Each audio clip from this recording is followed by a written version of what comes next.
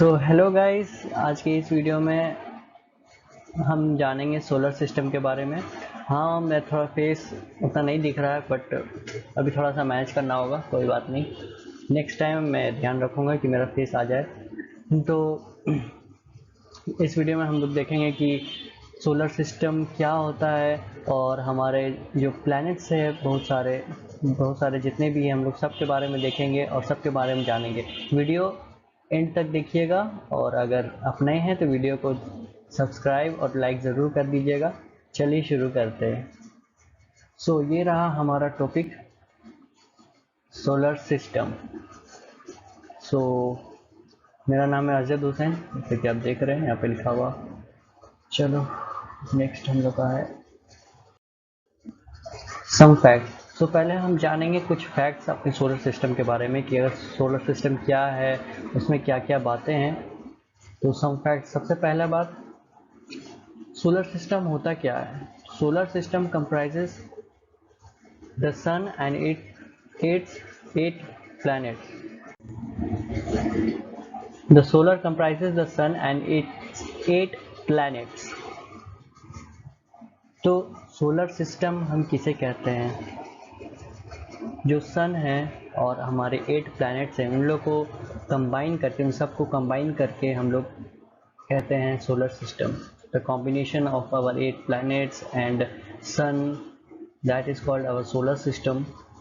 And there are many more things, but मोटा मोटी हम लोग इस बात को अभी देखते हैं कि सोलर सिस्टम में हम लोग 8 प्लैनेट्स को और एक सन को मिलाकर कहते हैं।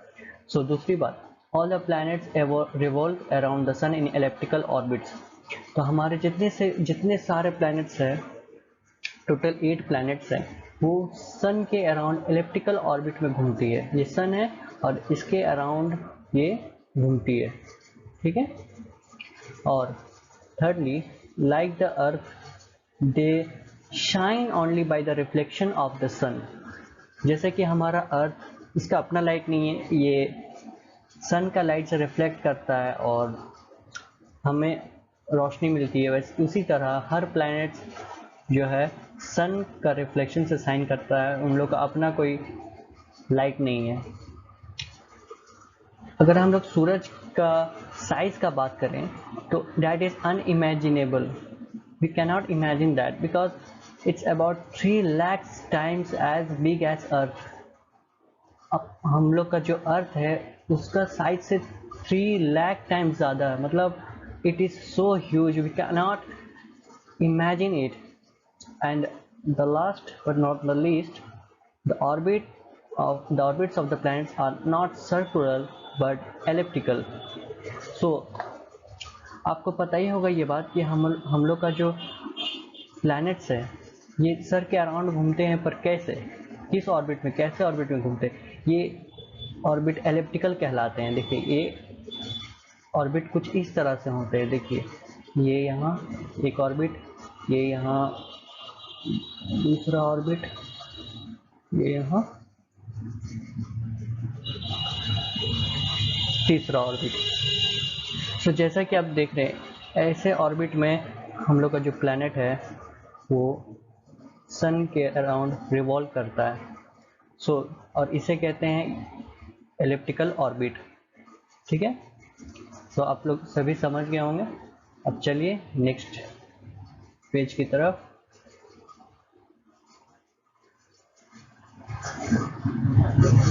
ये रहा हमारा पहला प्लैनेट जो है मरकरी। देखिए यहाँ पे है मरकरी। उसके जो मरकरी है 36 मिलियन माइल्स दूर है सन से, जैसे कि यहाँ पे लिखा हुआ आप देख सकते हैं, 36 मिलियन माइल्स दूर है सन से। उसके बाद आता है वीनस, उसके बाद अर्थ जो कि हमारा अपना प्लैनेट है जहाँ हम लोग रहते हैं, और ये है हमारा चंदा मामा जो अर्थ का ऑर्बिट पे रिवॉल्व करता है, 27 दिन अपना रिवॉल्यूशन पूरा कर लेता है। उसके बाद आता है मार्स। तो ये अभी बहुत चर्चे में मार्स, क्योंकि अभी जितने भी एस्ट्रोनॉमर्स हैं, साइंटिस्ट हैं, रिसर्च कर रहे हैं कि मार्स पर लाइफ एग्जिस्ट हो सकता है या नहीं हो सकता है। तो जैसे कि एलन मस्क का नाम तो आपने सुना ही होगा। एलन मस्क और उसकी जो कंपनी है स्पेस एक्स, वो ट्राई कर रही है और रिसर्च कर रही है कि हम लोग मार्स पे रह सकते हैं या नहीं रह सकते हैं। देखिए फ्यूचर में क्या होता है। ये मार्स जो है सन से 142 मिलियन माइल्स दूर है। उसके बाद आता है जुपिटर। तो जुपिटर आपको देख के लग ही रहा होगा कि ये सबसे बड़ा प्लैनेट है, जितना भी यहाँ पे प्लैनेट है सबसे बड़ा जुपिटर है, और ये 485 मिलियन माइल्स दूर है सन से, देख सकते हैं आप। और ये इसका एक खास बात है कि ये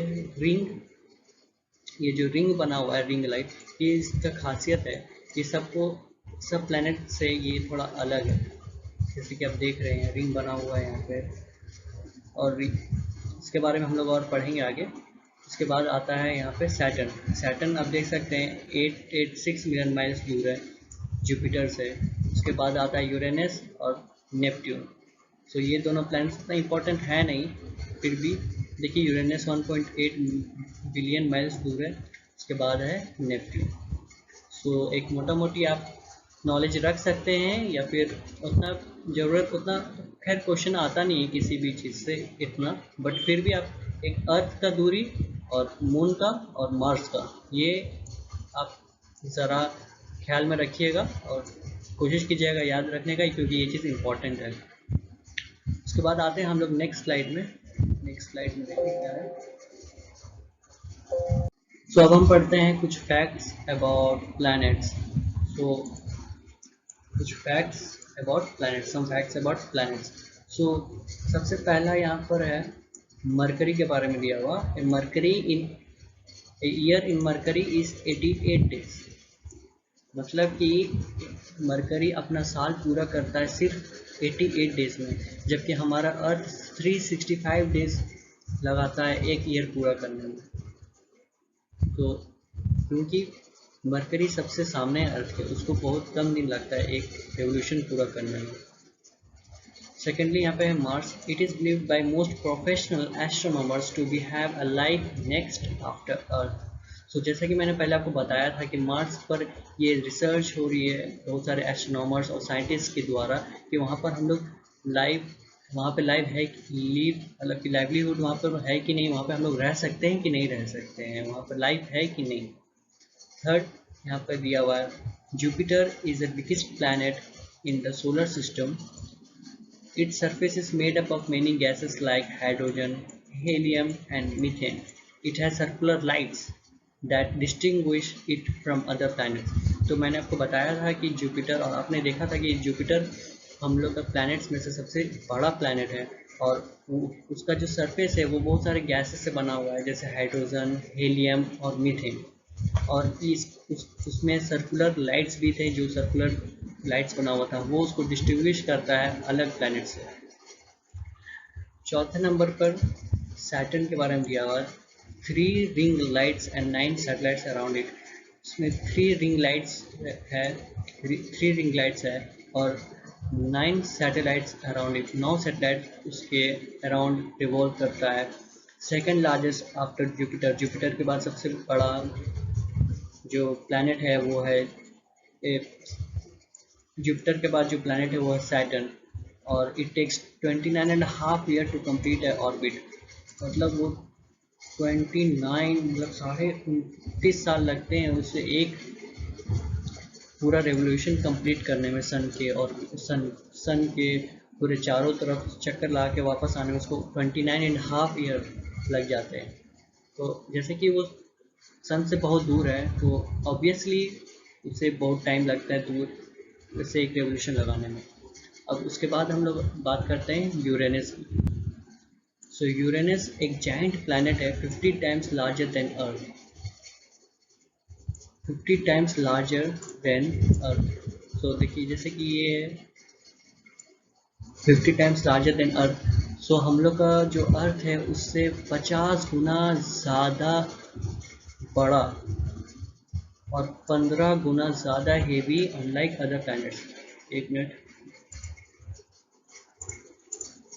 हाँ, 15 times as heavy unlike other planet. So other planet से 15 गुना ज़्यादा हेवी है। मतलब आप समझ सकते हैं या इमेजिन कर सकते हैं, तो कीजिए,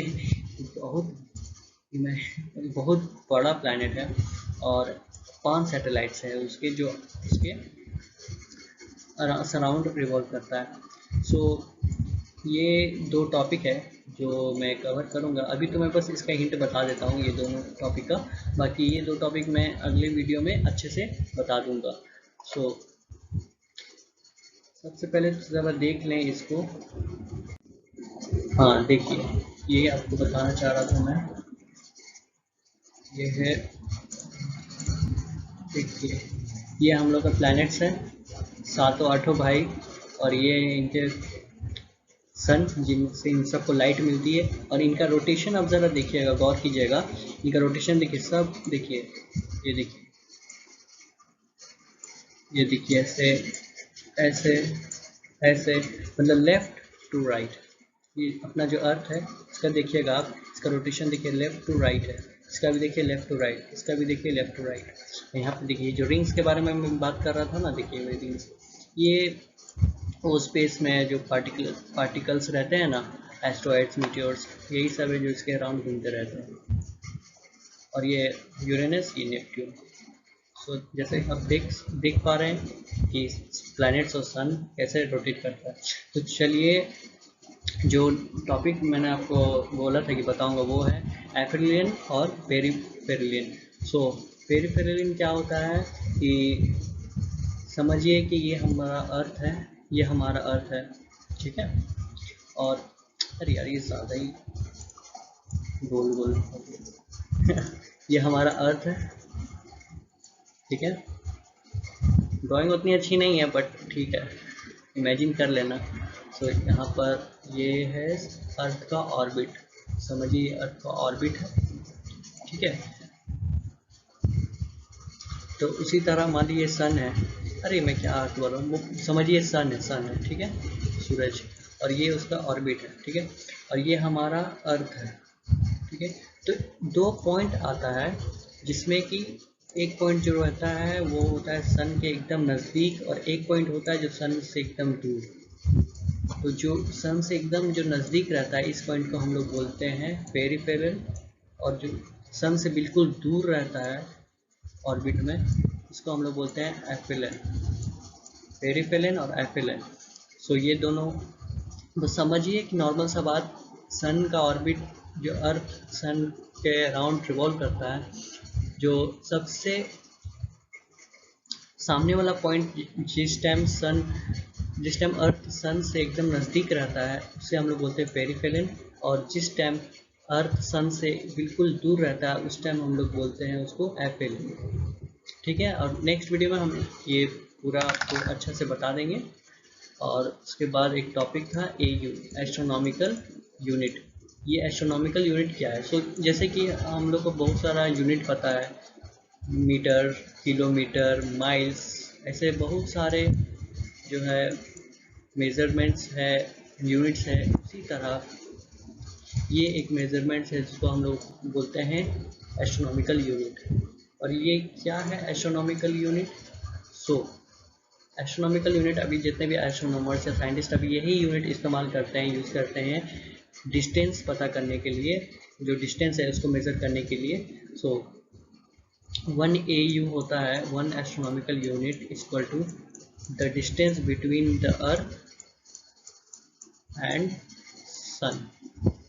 अर्थ और सन के बीच का जो डिस्टेंस है उसको हम लोग बोलते हैं 1 AU। सो इसी तरह से हम लोग एक मेज़रमेंट बनाए हैं, एक मेज़रमेंट बना है जो कि नया मेज़रमेंट है। और अब यही मेज़रमेंट सभी खैर साइंटिस्ट लोग अभी चल रहा है बुक में। अब देखिएगा कि ये वाला मेज़रमेंट अभी ज़्यादा दिया हुआ है, ठीक है। और नेक्स्ट क्या है, वो सब लगता है क्या है नेक्स्ट, तो इतना ही है आज के लिए। तो अगर वीडियो अच्छा लगा हो तो लाइक एंड सब्सक्राइब कर दीजिएगा, और अगर आपको और किसी टॉपिक पे वीडियो चाहिए तो बोलिए, हम बना देंगे। और इस वीडियो में अगर कुछ कमी है या आपको लगता है कि ऐसा होना चाहिए तो आप कमेंट करके बताइए, क्योंकि ये मेरा नया चैनल है और मैं अभी कुछ दिन से वीडियो डाल रहा हूँ। सो सपोर्ट कीजिए, आपका सपोर्ट चाहिए बस। तो मिलते हैं अगले वीडियो में, बस देखते रहिए हम लोग साथ ये ज्योग्राफी। चलिए बाय।